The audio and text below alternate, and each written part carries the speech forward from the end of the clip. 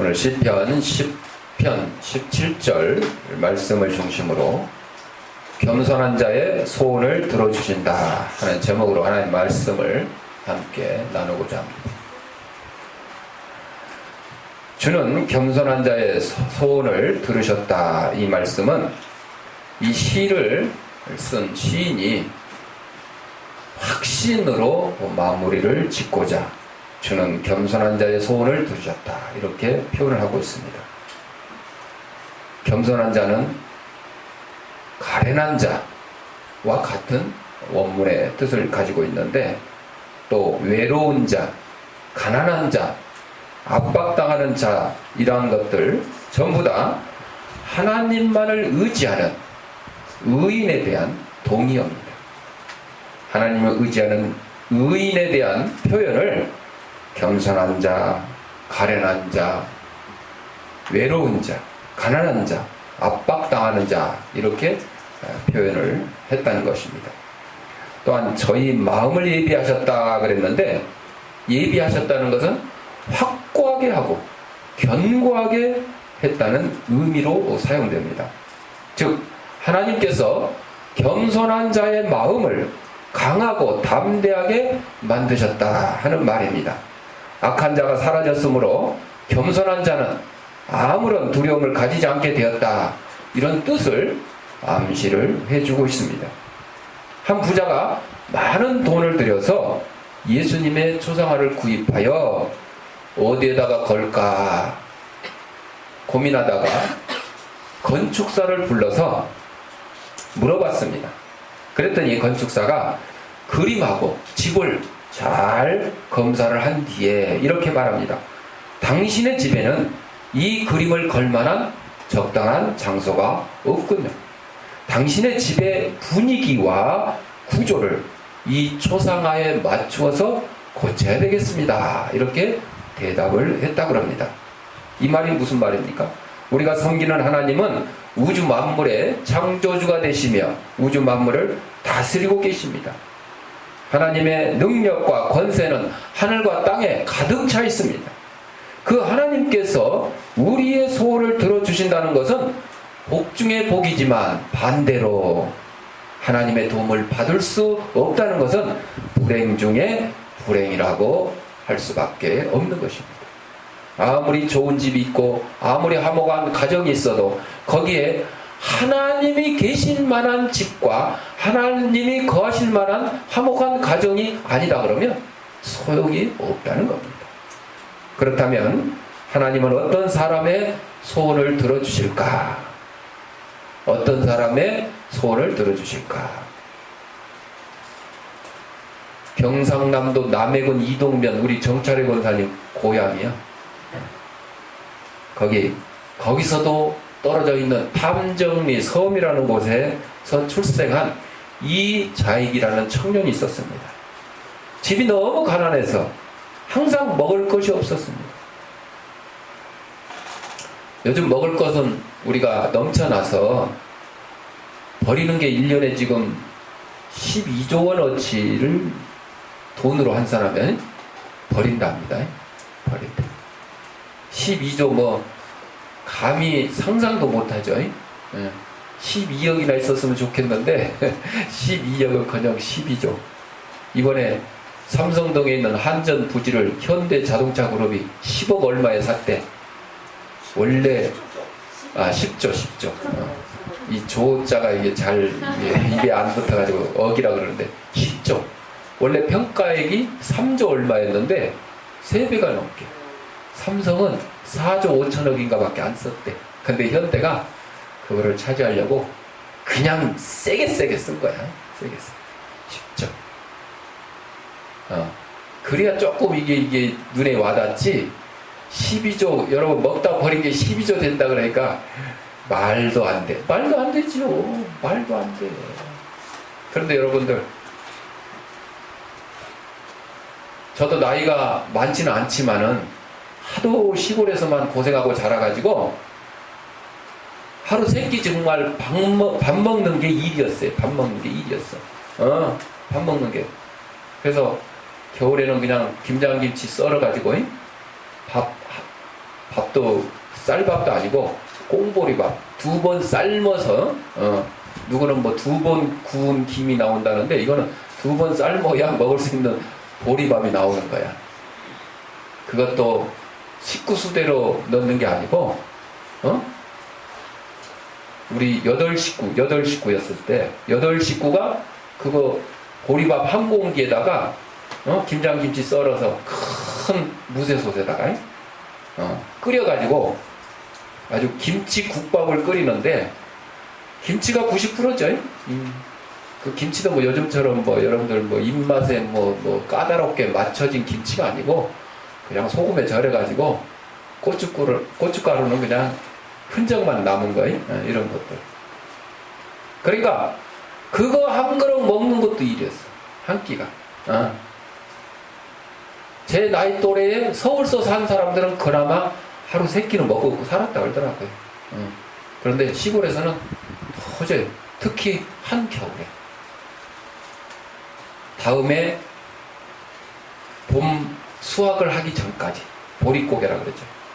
그것이 6.25 때만 있었던 것이 아니고 저도 겪고 살았어요.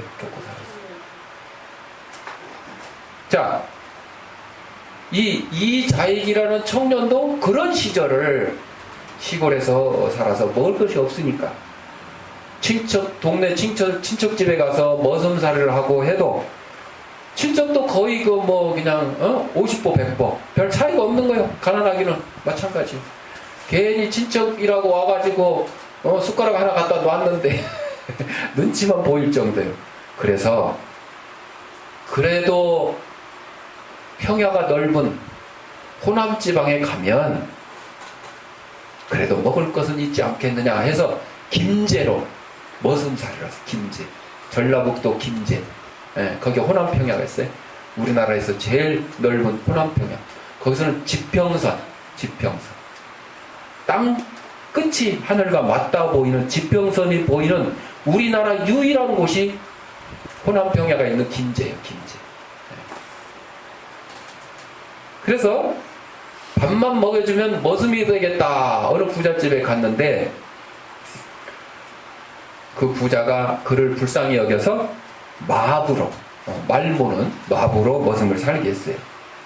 그때 당시에 미국의 남장로교 최의덕이라는 선교사가 우리말로 이제 이름을 바꾼 거예요. 열심히 선교 활동을 하는데 이 김제 지방에 와가지고 이 말을 키우고 돌보는 그 사람들이 일하는 그곳에 들려가지고 이 이자익 청년을 전도를 했어요. 그리고 그 다음에 주인 가족도 전도를 했어요. 그래서 이자익 청년 주인 식구들 다 함께 세례를 받게 되었다 그럽니다. 이 무식한 이자익이 주인 아들이 독방에서 한문 공부하는 소리를 듣고 그것을 그냥 듣고 암송하면서 한문을 혼자 배웠다 그럽니다. 이 최의덕 선교사의 전도로 많은 사람이 예수를 믿게 되자 금산교회를 세우게 되었는데 주인이 조덕상, 이 머슴 이자익, 머슴과 주인이 함께 영수로 임명이 됐어요. 오늘날로 말하면 뭐 권사, 집사 이런 직분이었는데, 그리고 이 선교사가 그곳에서만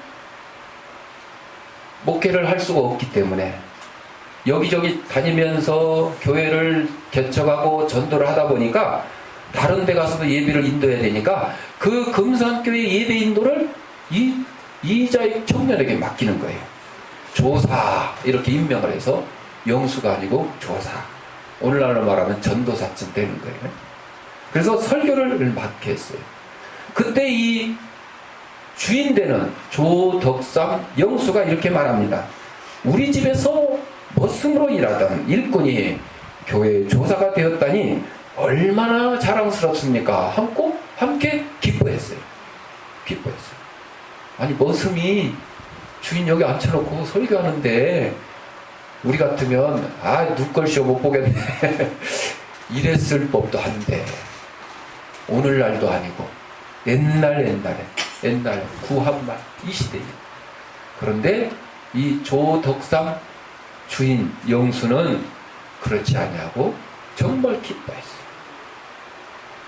그리고 자신은 청중석에서 그 머슴되는 이자익 조사의 설교를 들으면서 열심히 교회를 섬겼던 것입니다. 그리고 1908년에 금산교에서 이제 처음으로 장로를 선출하는데 후보자가 조덕삼, 이자익, 머슴과 주인이 후보가 됐어요. 투표 결과 조덕삼 주인은 떨어지고 이자익 머슴이 장로로 선출되었습니다. 많은 사람들이 웅성거립니다. 아니 저 돈 많고 부자인 나이 많고 학식 높은 조덕삼 씨가 장로가 돼야 되는데 저 무식하고 아직 어려서 철도 없는, 그것도 이 동네 사람도 아니고 저기 경상도 남해에 있는 섬 꼴짝에서 온 그런 청년이 장로가 되다니. 사람들이 웅성거리는 게 당연한 거예요. 응? 지아야, 웅성거리는 게 당연한 거예요. 뭔 소리인지 모르지만 너는. 그런데 이 조덕삼 영수가 일어나서 이렇게 말합니다. 여러 교우 여러분, 참 감사합니다.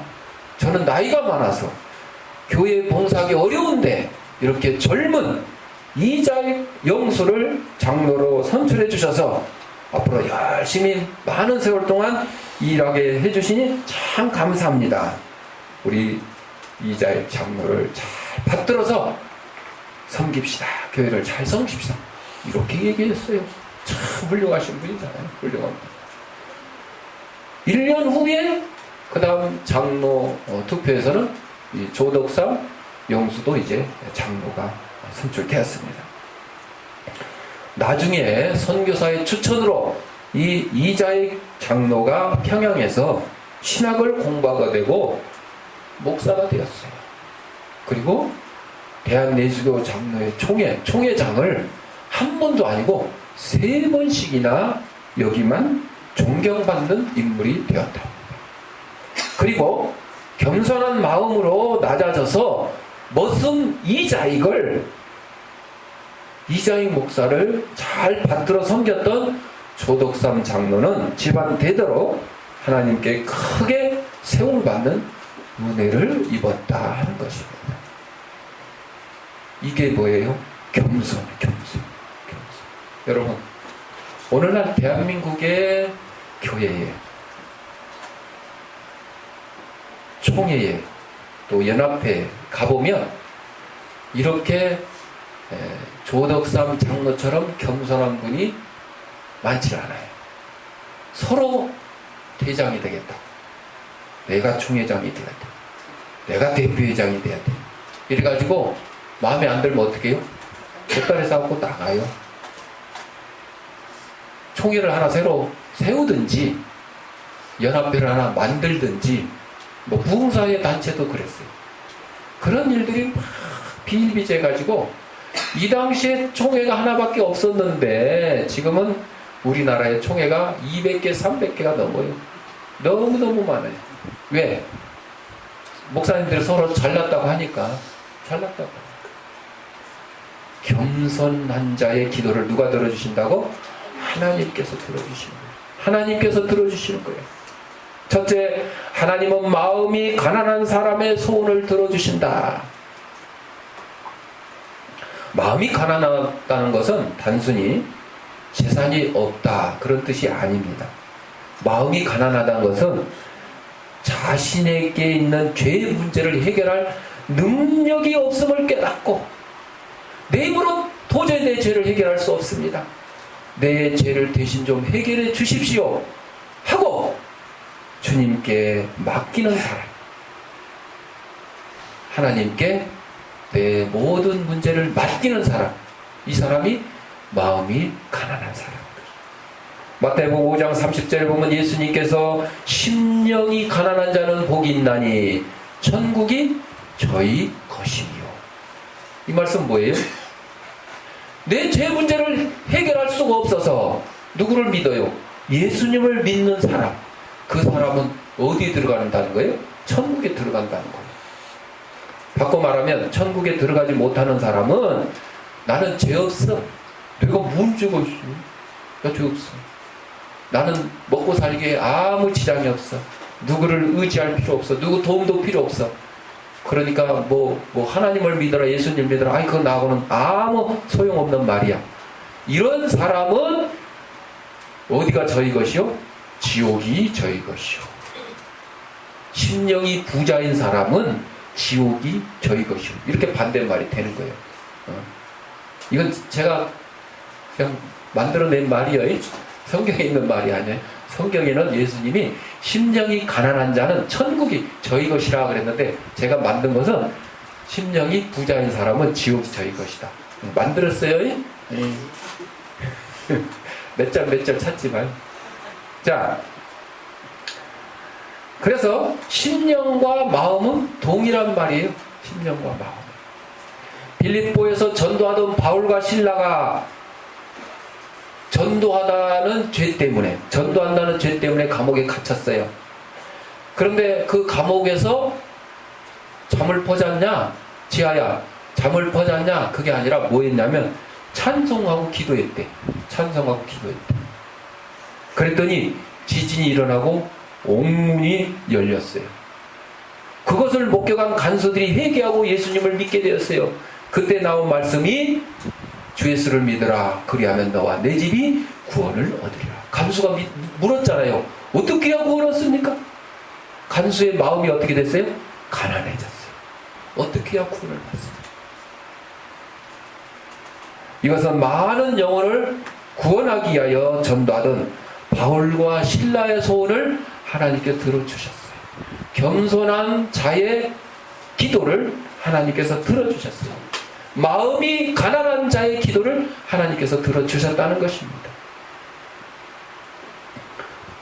또한 심령이 가난한 자는 자기가 할 수 없는 처지와 하나님밖에 도와줄 자가 없음을 아는 사람이에요. 사업을 하다가도 돈이 부족한데 은행에 가서 빌리면 되지, 이런 사람하고 내 힘으로는 안 되겠구나, 하나님께 기도해야 되겠구나, 이렇게 하는 사람의 차이가 여기서 나타나는 거예요. 공부를 하는데 공부가 잘 안 돼. 그때 선생님한테 질문을 해서 궁금한 것을 해결하는 학생과 또 하나님 앞에 지혜를 달라고 기도해서 해결하는 학생의 차이가 여기서 나타나는 거예요. 시편 69편 29절에 다윗이 이렇게 고백합니다. 오직 나는 가난하고 슬프오니 하나님이여 주의 구원으로 나를 높이소서. 이렇게 고백을 합니다. 하나님 앞에 내 모든 것을 맡기고 주의 도움을 간구하는 다윗의 기도가 바로 겸손한 자의 기도고 마음이 가난한 자의 기도입니다. 그러므로 다윗은 주변 강대국들과 원수들이 그를 괴롭힐 때마다 방백이나 군사력을 의지하지 않냐고 오직 여호와 하나님을 의지하여 오히려 부강한 나라를 이루고 강대한 나라를 이룰 수가 있었다는 것입니다. 톨스토이 작품에 나오는 내용인데, 어느 목사님께 두 여인이 찾아왔습니다. 한 여인은 저는 큰 죄를 지은 죄인이라며 하염없이 눈물을 흘렸습니다. 이때 카톨릭처럼 고해성사를 하러 온 건 아니에요. 목사님 앞에 내 죄가 어쩌고저쩌고 고해성사로, 우리 기독교는 그런 거 없습니다. 대신 함께 기도해 달라고 지금 온 거죠. 그래서 그랬는데 또 한 여인은 저는 그렇게 기억에 남는 큰 죄는 없지만 그냥 자질구레한 별것도 아닌 것 같은 조금 이런 죄들이 몇 개 있습니다. 그렇게 고백을 했어요. 그랬더니 이 목사님이 큰 죄를 지었다는 사람에게 당신은 가서 당신이 들을 수 있는 만큼 큰 돌을 하나 가지고 이리 오시오. 교회로 오시오. 그러고 보냈어요. 그리고 자질구레한 작은 죄를 여러 개 지었다는 그 여인에게는 당신도 가서 작은 돌들, 당신이 들고 올 수 있는 것들 몇 개를 주워오시오. 그렇게 심부름을 시켰어요. 그랬더니 큰 죄를 지었다고 고백한 여인은 큰 돌을 하나 깽깽 들고 왔어요. 목사님께. 그리고 자질구레한 죄를 여러 개 지었다는 그 여인은 치마폭에다 작은 돌들을 몇 개 담아갖고 왔습니다. 그때 목사님이 말합니다. 미안하지만 두 분이 지금 주워온 그 돌을 제자리에 갖다 놓고 오세요. 제자리에 갖다 놓고 오세요. 그랬더니 큰 돌 하나를 가지고 온 여인은 그 돌 가지고 온 이치를 알아요, 몰라요? 알아요. 그러니까 금방 갖다 그 자리에 갖다 놓고 왔어요. 그런데 잔돌, 작은 돌을 여러 개 가져온 이 여인은 그 돌을 어디서 가져왔는지 한두 개는 기억할 수가 있겠지. 근데 다를 기억할 수 있어요? 없어요. 제자리가 어딘지 몰라. 제자리가 어딘지 몰라. 그랬더니 목사님이 말씀을 하십니다. 하나님께 지은 죄도 바로 이렇습니다. 큰 죄를 지었다고 고백하는 사람은 그거 확실합니다. 확실해. 하나님께 확실하게 회개합니다. 하나님, 저는 이런 죄를 지었습니다. 용서해 주세요. 그리고 원상 회복될, 쉽게 말하면 엎질러진 물이 다시 원상 회복될 가능성이 크다는 거예요. 그런데 자질구레한 작은 죄를 여러 개 지었다는 그 사람은 사실은 자기의 죄도 일일이 기억을 못해요. 무슨 죄를 지었는지도 기억을 못해요. 그러니까 하나님께 회개 기도를 제대로 할 수가 없게 된다는 겁니다. 그래서 뭔 죄를 지었지? 이 기억도 안 나네. 사실은 여러분이 지은 죄를 기억도 안 나는 것이 하나님의 은혜인 거예요.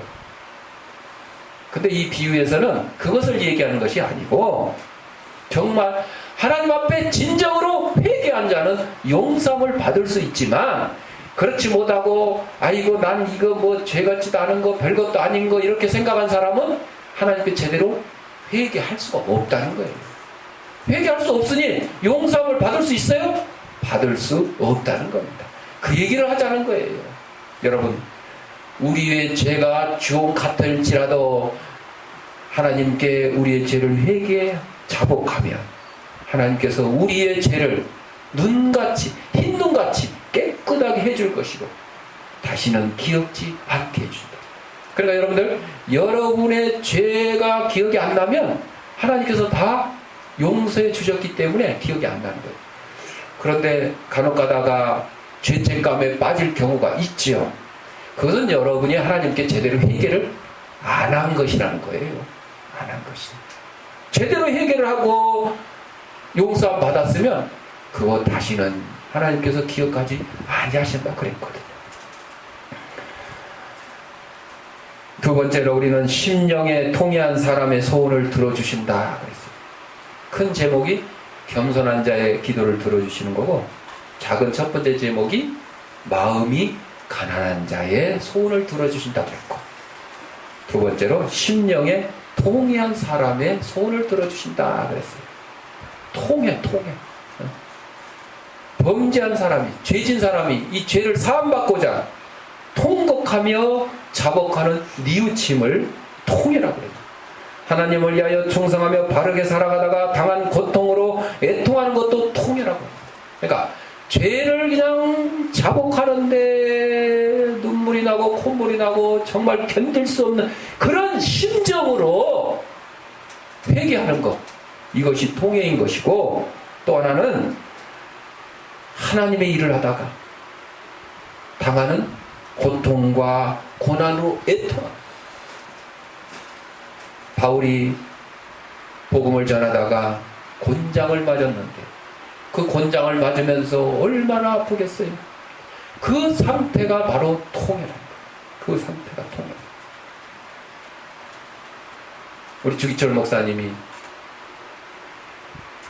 신사참배 거부하고 계속해서 설교하고 일사각오로 한 번 죽으면 죽는 이 목숨, 주의 일 하다가 죽겠다, 그 목숨 부지하려고 신사참배를 하거나 일본의 그 총칼 앞에 무릎 꿇는 것이 아니라 내가 죽음을 각오하고 복음을 이에 전하겠다.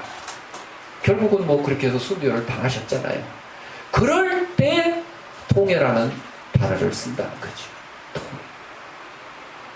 예수님께서 애통하는 자는 복이 있나니 저희가 위로를 받을 것이다. 이렇게 말씀하셨어요. 여러분, 그렇죠. 가난한 자에게 필요한 것이 전해지고요. 매맞은 자에게 치료가 주어지는 거예요. 부자한테 뭐 돈 줘봐야 뭔 소용이 있어요. 개콘에 나오는 만수가 있는데, 그게 저쪽 아랍의 그 유명한 부자를 빗대어서 억수루 만수. 개콘에는 억수루라고 나오죠. 원래는 만수라고 그렇다는데, 어디 SNS에 나왔는데 그 댓글을 달면 한 번 달 때마다 100만 원을 줬네, 1000만 원을 줬네, 그런 우스운 얘기도 있습니다만, 그 사람한테는 몇 억이 아니라 몇 조를 줘도 별로 그렇게 달가워하지 않은 거예요. 네. 왜? 필요가 없거든. 그러니까 그런 사람에게는 예수님의 이루하심이 아무 소용이 없는 거예요. 사실은 예수님의 이루하심과 예수님의 약속은 이 땅의 것이 아니거든요. 저 천국에 해당되는 것입니다.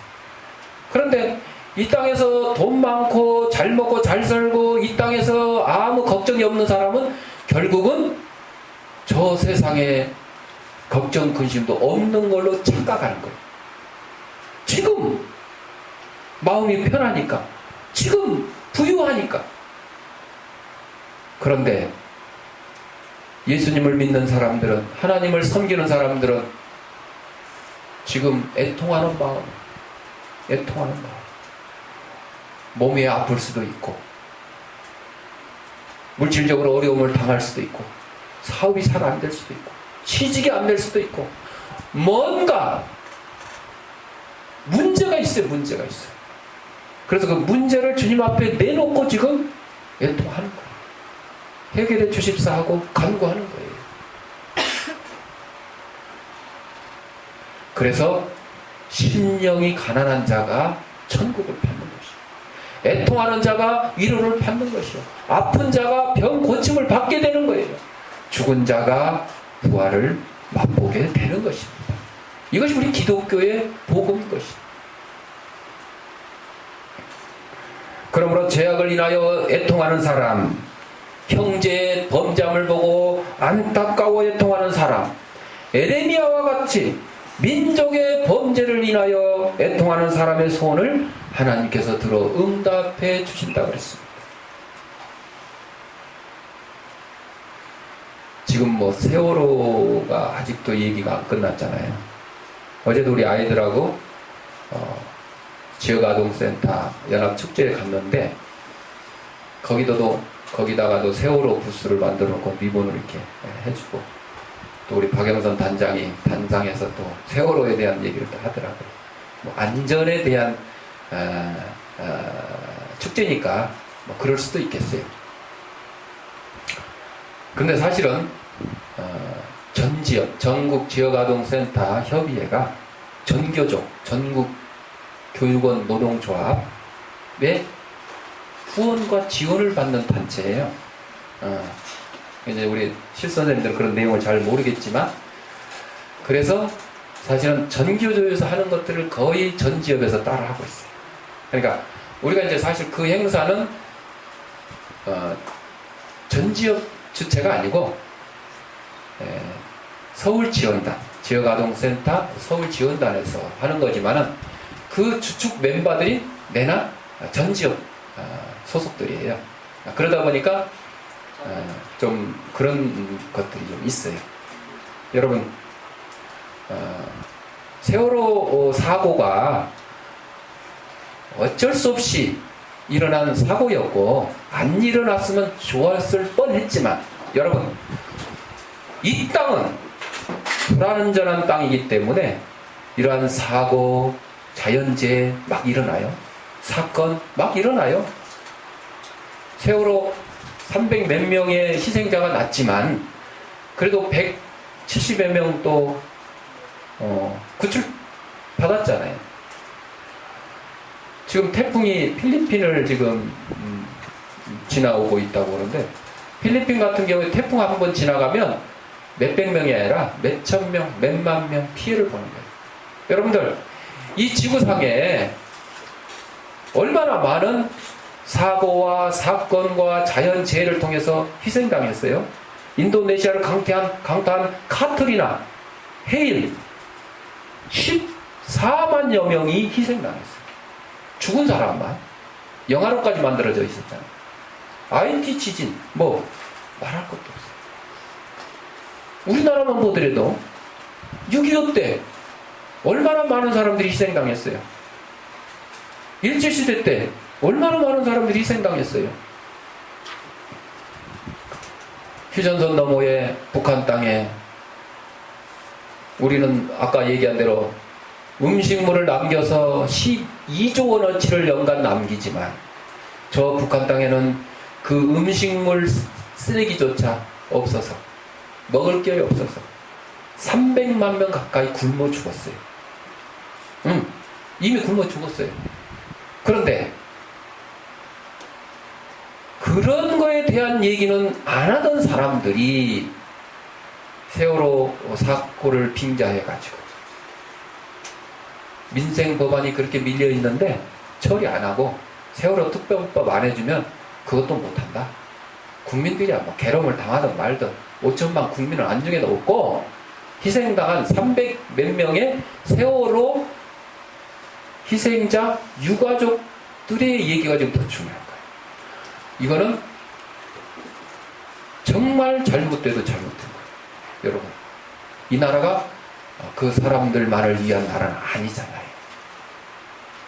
저번에도 얘기했습니다만 그 특별법을 제정을 안 한 게 아니라 2번의 협상을 거쳐서 만들었는데 유가족들이 반대한다니까 또 야당에서 또 뒤엎은 거예요. 또 다시 또 협상하죠. 박근혜 대통령이 세월호 특별법 제정하겠다고 약속을 해가지고 국회에서 논의를 해서 2번의 협상을 거쳐서 했잖아요. 안 한 게 아니잖아요. 그런데 유가족의 입장에서는 자기들의 입맛에 안 맞으면 안 된다는 거예요. 여러분, 우리는 입맛에 안 맞아도 먹어야 될 때가 있어요. 왜? 내 목숨이 귀하지 입맛이 귀한 게 아니거든. 몸져 누워있는 환자에게 죽을 끓여다 주면 입맛이 없어서 못 먹겠다 그러고 안 먹으면 어떻게 돼요? 죽는 거예요. 죽는 거예요. 죽 안 먹고 죽는 거예요. 아, 죽을 맛이요. 죽이네. 다 같은 말이네. 먹는 죽이나 안 먹고 죽는 죽음이나. 여러분, 이 나라는 금년으로 끝나는 게 아니고 자자 손손 후대까지 이어져 나가야 될 나라이고 또 세상의 것이에요. 그래서 잘못된 것은 앞으로 그런 일이 일어나지 않도록 경각심을 가지고 우리가 뭐 법도 제정을 하고 해서 국민들의 의식 수준도 고치고 해서 잘 해 나가자. 이것이 중요한 것이지 어떤 한 개인이나 한 단체나 어떤 특별한 이익 집단을 위해서 이 나라가 끌려가서는 안 된다는 거죠. 안 된다는 거죠.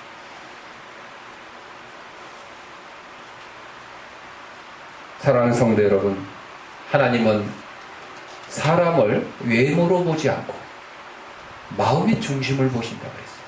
우리 마음의 중심에는 뭐가 있어요? 가난하고